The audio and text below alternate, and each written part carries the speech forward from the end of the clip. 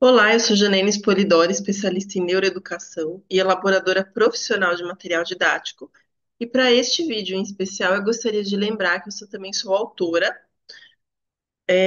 do livro Neurogênese da Alfabetização, que vai detalhar como que acontece a alfabetização no nosso cérebro de uma forma prática e pedagógica para profissionais de educação. É bastante relevante essa informação porque eu vou contrastar um pouquinho o que eu sei de alfabetização com o que o chat GPT traz, né? E por isso que esse vídeo tem um nome bem diferentão.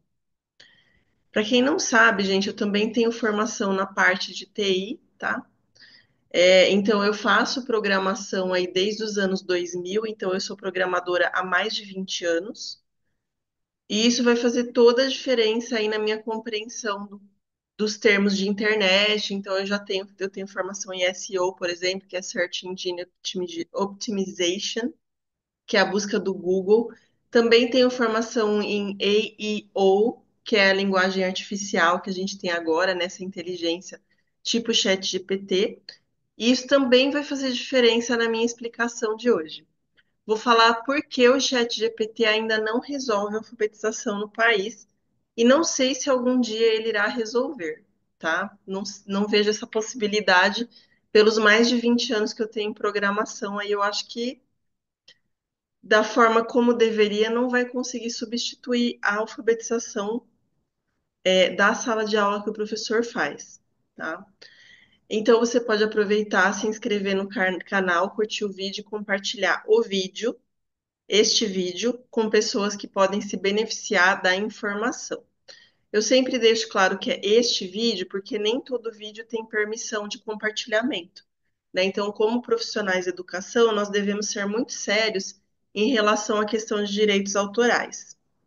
Então, este vídeo é permitido que seja compartilhado. Eu vou começar contando para vocês um pouquinho sobre o que é ChatGPT, porque é inimaginável um professor de século XXI não saber o que ele é e como ele funciona. Porque as crianças, gente, elas não usam mais o Google, elas perguntam para o ChatGPT. Na verdade, vários adultos também fazem isso. Então, não faz sentido você ter que trabalhar profissionalmente nisso e não saber sequer o que que é o negócio, né? Então, vamos lá. Por isso que eu gosto de sempre conceituar antes. O que é e como funciona? Vai ser importante para a explicação da alfabetização isso daqui, tá? O ChatGPT é uma inteligência artificial conversacional, ou seja, é um chatbot que a gente chama, que é um robô, bot de robô e chat de bate-papo, né? Que vem do verbo inglês to chat, né? É um robô de conversa que é desenvolvido pela empresa OpenAI, que é. Peraí que o meu vídeo deu uma travada. OpenAI, que é inteligência artificial aberta, né? Open Artificial Intelligence, que simula uma conversa humana a partir de dados que localiza na internet. Então, embora as crianças e alguns adultos estejam com a tendência de não buscar no Google e busquem no ChatGPT, o ChatGPT faz esse trabalho de buscar no Google para a pessoa. Então, o que ele faz? Ele encurta a análise, né? Então, ele vai usar o Google resumido. Então, quer dizer, ele pulou uma etapa aí do que a gente fazia. Como que ele funciona? Ele funciona em 4 etapas. Então, vamos lá, as 4 etapas do funcionamento. Assim que os slides resolverem ir aqui. Tem estado difícil aqui. Ele vai gerar informações por meio da vasta coleção de informações da internet, que é o que eu acabei de falar.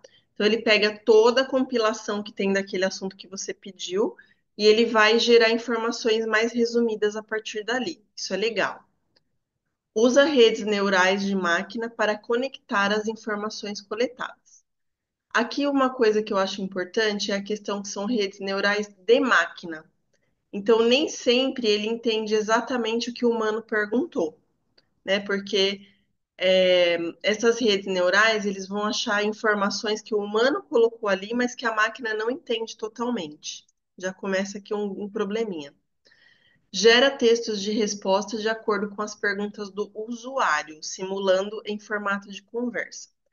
Nesse ponto, eu gostaria de lembrar que eu não sei se vocês já ouviram isso, mas é mais difícil você fazer uma pergunta certa do que você dar uma resposta certa. E isso é uma máxima que realmente eu pude comprovar ao longo dos anos. Nem sempre a pessoa recebe a resposta porque ela não sabe fazer a pergunta, né? Então, se eu pergunto para o chat, se eu não sei perguntar para o chat GPT, se eu não entendo a forma como ele funciona, eu não consigo a resposta que eu preciso. Então, eu preciso estudar, a forma como essa inteligência artificial funciona para eu poder conversar com ela do jeito que eu vou me beneficiar e não ela, né? E aprende mais sobre suas simulações em cada interação humana. Então, ele vai aprendendo sobre o humano, que é o que a gente chama de LM, que é Learning Machine, né? Aprendizagem de máquina. Uma coisa muito importante, tem uma palavra-chave aqui que a gente vai ter que prestar muita atenção, que é a palavra simula, gente. Simula quer dizer que não é uma coisa real. E quando a gente alfabetiza, a gente precisa de uma coisa real. E daí, o que eu fiz para provar para vocês que o chat GPT não dá conta da alfabetização ainda? E olha, tá longe de dar. Eu fiz várias perguntas para ele, várias. Assim, o que eu fiz para poder entender se ele conseguiria chegar num nível de um neurogênese da alfabetização? Eu peguei temas, vários temas do livro, e eu coloquei lá no chat GPT e eu fui mudando as perguntas, né? Porque daí eu fui experimentando. E se perguntasse desse jeito, se perguntasse desse outro jeito? E daí, para minha surpresa, ele não conseguiu fazer as respostas do jeito que eu imaginava. E eu vou mostrar uma delas, que eu acho que é, assim, uma das mais próximas do pessoal que sabe um pouco menos de alfabetização, porque no vídeo eu preciso garantir que mesmo as pessoas que ainda estão iniciantes aí consigam entender onde eu quero chegar, que é a questão do melhor método para qual hipótese de escrita. Então, eu cheguei lá no chat GPT e eu fiz a seguinte pergunta para ele, né? Eu pensei, bom, eu tenho diversas crianças na sala e cada uma está numa hipótese de escrita diferente. Daí eu perguntei para ele, melhor método para cada hipótese de escrita. Ele deu uma introdução ok, com um texto justificado e uma edição de texto que é lamentável, mas eu não vou comentar sobre isso, que é da minha parte de letras, né, formada em letras, isso aqui é uma coisa medonha que ele escreveu. Mas assim, a mensagem ela chegou. Então até aí estava tudo certo. E daí ele começa a apresentar as hipóteses, que é onde a gente vai começar com o problema. Ele vai apresentar hipótese por hipótese, isso é bacana, e daí ele vai resumir de uma forma mais visível, né? Então, ele vai dar ali as características da hipótese, isso vai acontecer nas quatro hipóteses, né? Lá. Só que aí eu já encontrei um problema, por isso que o quadradinho e o retângulo tá vermelhinho. Deixa eu meu vídeo voltar. Hoje a internet não está muito boa aqui em casa. A internet não está muito boa, então tá dando umas travadinhas no vídeo, mas vai sair. Então coloquei esse retângulo aí vermelhinho, porque o que acontece? Embora ele dê sim algumas características que são corretas a partir da questão das hipóteses, ele não faz uma evolução dentro daquela hipótese. Então, eu vou dar um exemplo para vocês aqui do meu livro. Lá nas hipóteses, porque eu vou explicar uma por uma com exemplos e atividades práticas, né? Então, deixa eu chegar aqui nas hipóteses, aqui, ó, hipótese pré-silábica. No meu livro, gente, o que acontece? Eu não vou dar só as características da hipótese. Eu vou explicar como que o aluno começa, qual que é o ponto inicial dele na hipótese e onde ele termina a hipótese. Então, eu faço uma escadinha de três níveis dentro da própria hipótese. Então, o aluno começa assim, ele vai aprender isso, e quando ele estiver passando para outra hipótese, ele vai estar desse jeito. Então, ali, ele coloca as características aleatoriamente, que eu já considero ruim, porque para uma pessoa que perguntou para o chat GPT isso, ele teria que minimamente fazer essa evolutiva, né? Então, isso vai ser bem importante aí para nossa discussão. Agora vem a parte pior. Assim que o sharing resolver funcionar aqui. Foi.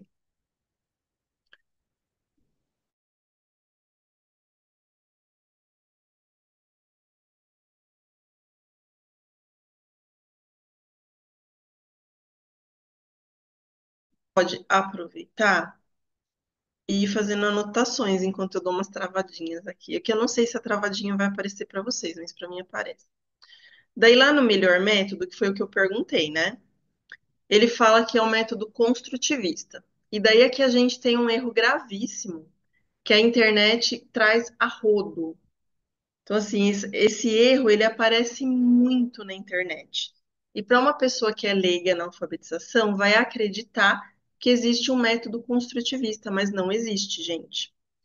O construtivismo, ele é uma teoria, e teoria é muito diferente de método. Método, a gente tem método de soletração, método fônico, método silábico, método global, mas a gente não tem método construtivista. Explica a diferença de teoria e método, que muitas pessoas realmente confundem. E daí a resposta do chat vai levar o profissional a acreditar que construtivismo é um método, que é uma mentira que a internet conta há muitos anos, né? Com ênfase em atividades significativas, ok, porque a atividade tem que ser significativa sempre. Então, essa é uma fala até que vazia, porque é uma coisa muito óbvia, né? E daí embaixo ele vai colocar ali, ó, uso de nomes próprios, listas, jogos com letras móveis, né? Isso daí não é método, isso daí é estratégia. Então, tem uma diferença aí entre o método que você vai utilizar e quais as estratégias que estarão nesse método. Ele não faz essa distinção na hora de me responder. Eu vou passar mais rapidinho agora para não ficar um vídeo cansativo, porque eu poderia ficar mais de 1 hora em cada hipótese aqui tranquilamente. Vou passar para a hipótese silábica. Eu não vou passar de novo pelas características, porque vai acontecer do mesmo jeito. Aqui é um pouquinho mais grave até, porque nas características ele não distingue o silábico com valor e o silábico sem valor, né? Então a gente vai ter esse probleminha aí também, que lá no meu livro tá bem separadinho, mas aqui não acontece. E na questão dos métodos, ele faz um acerto.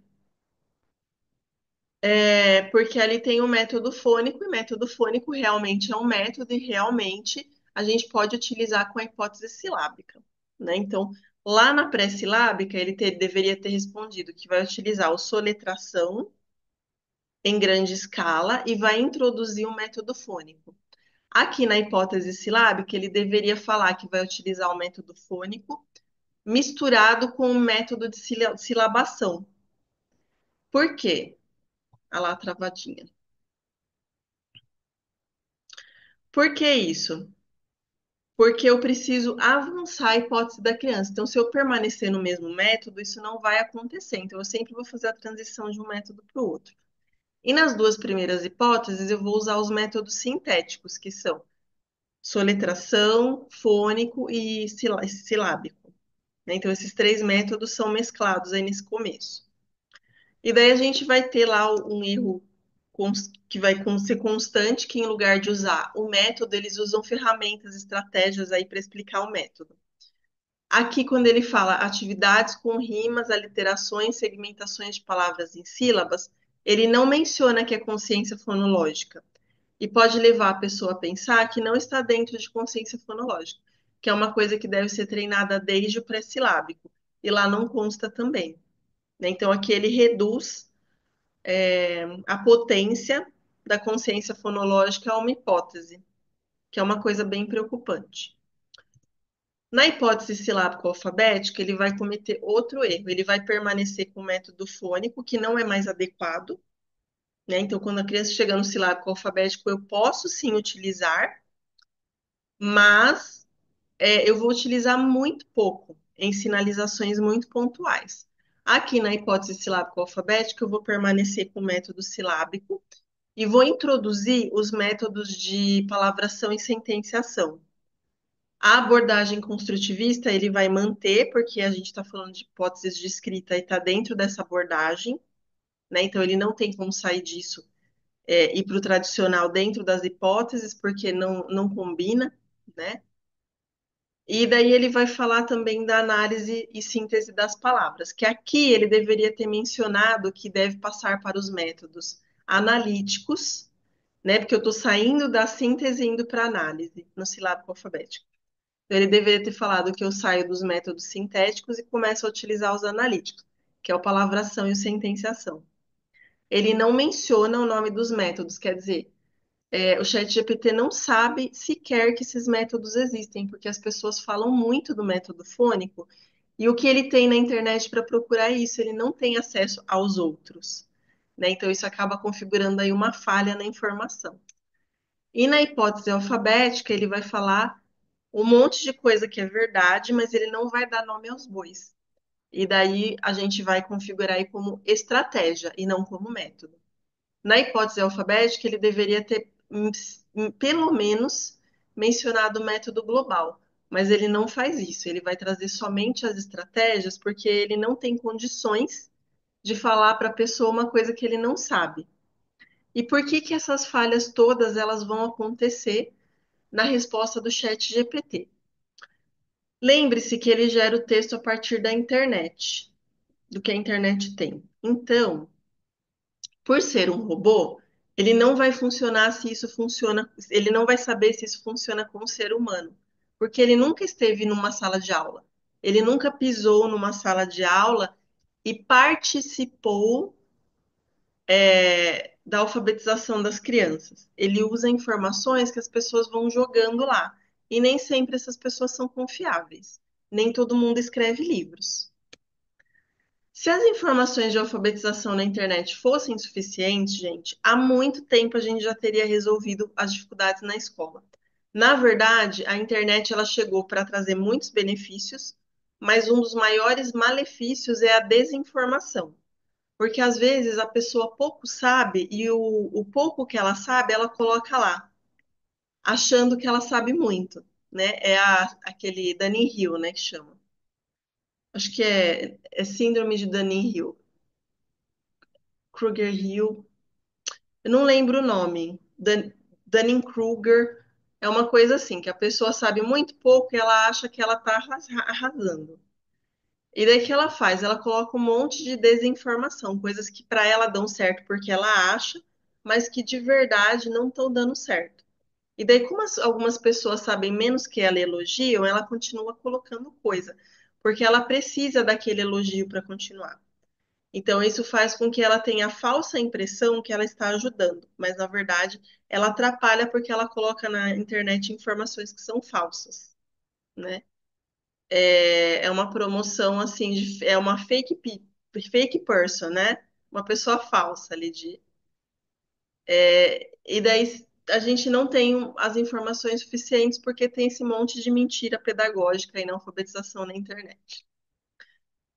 Não temos como avaliar se a resposta do chat GPT é satisfatória se não temos uma base no tema. Então, se você não sabe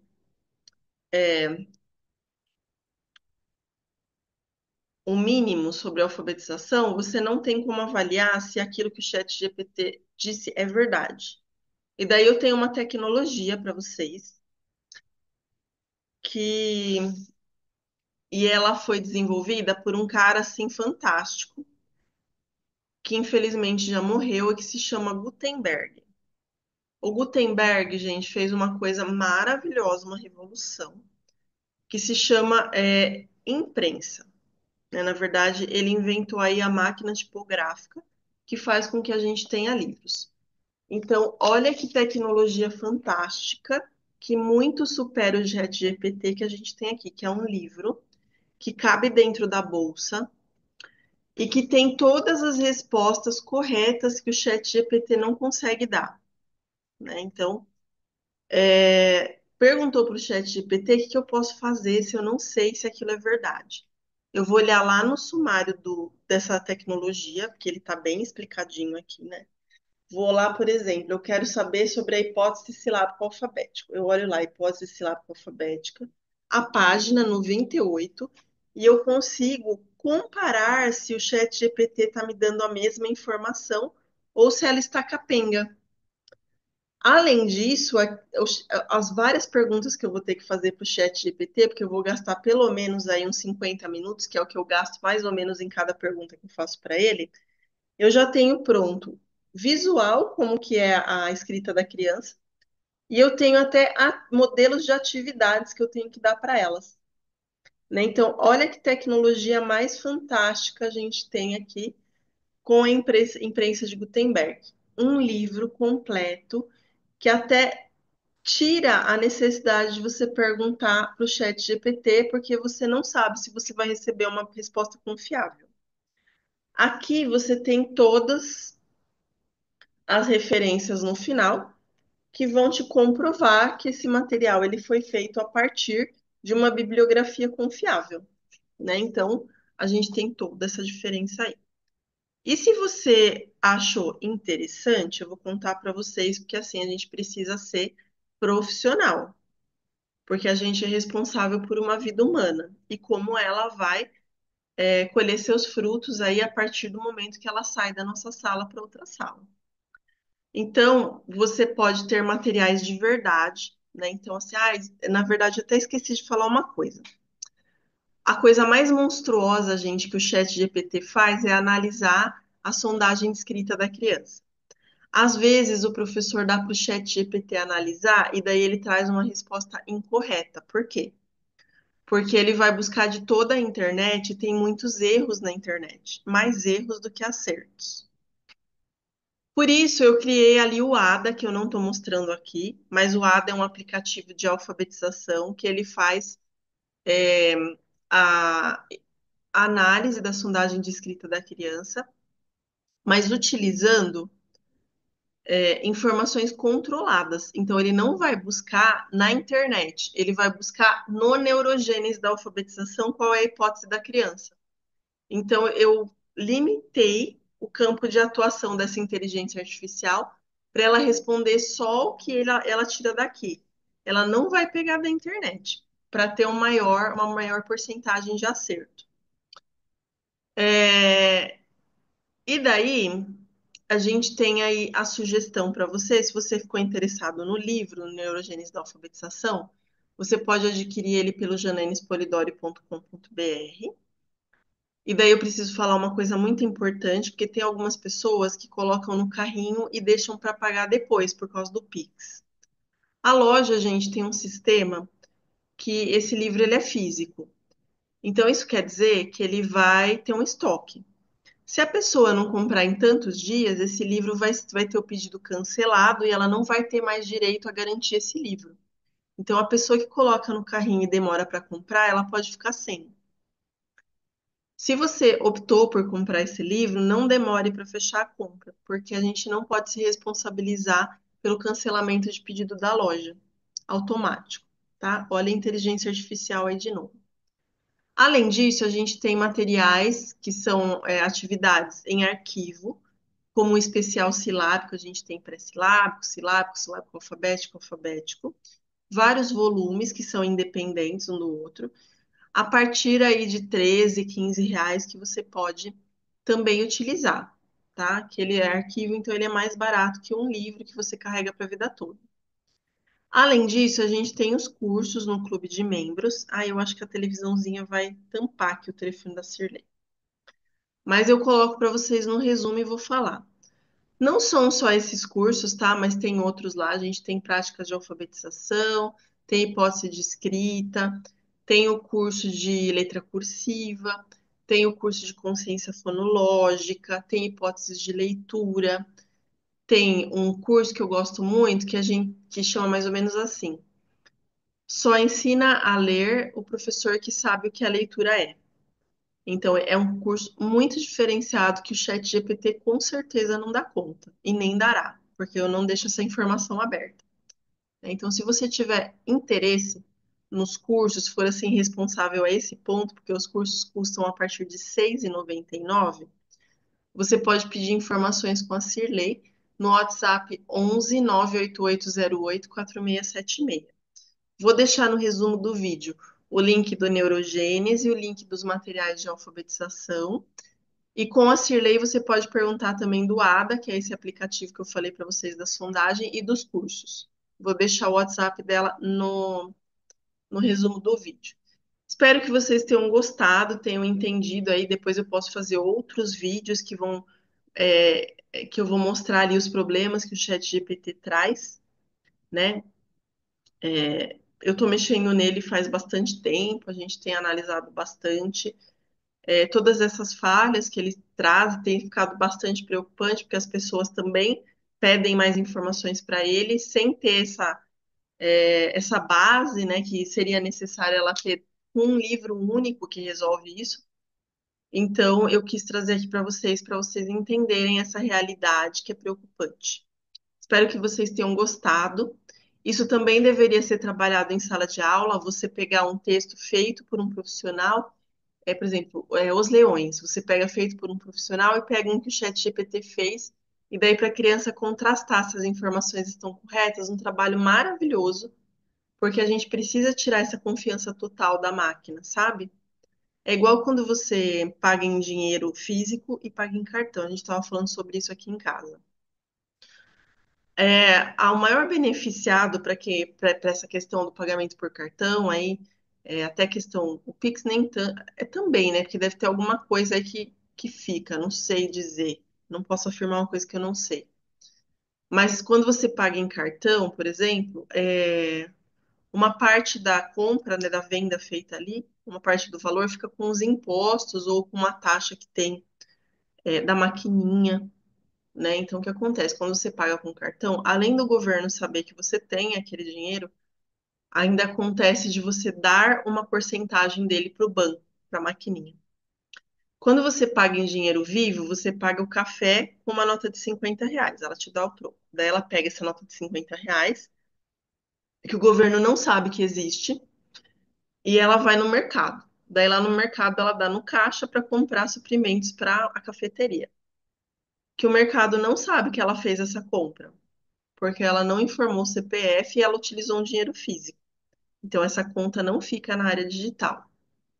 Daí, o cara do mercado vai e esse dinheiro sai do mercado de alguma forma, né? Ou ele deu para outra pessoa, daí a pessoa pega, né, de troco em alguma outra compra, vai colocar gasolina. Daí, no posto, ela dá a nota de R$ 50. Então, toda essa movimentação da nota faz com que o governo não saiba que essa nota existe, né? Ele sabe que entrou se for emitida a nota fiscal, ele sabe que entrou esse valor, mas ele não sabe quem foi. Então, ele não tem como cruzar essas informações. Na verdade, eu tenho muito receio de digital desde que comecei a questão de programação lá nos anos 2000. Acho que foi em 2002 ou 2003 que eu terminei meu primeiro curso de TI, né? E daí, a partir de então, eu muito pouco acredito no digital, porque a gente tem ainda muitas falhas a serem corrigidas. E ele traz aí um monitoramento que é preocupante. Mas eu espero que vocês tenham gostado aí do tema de hoje e até nosso próximo encontro aqui no canal Janaína Polidori.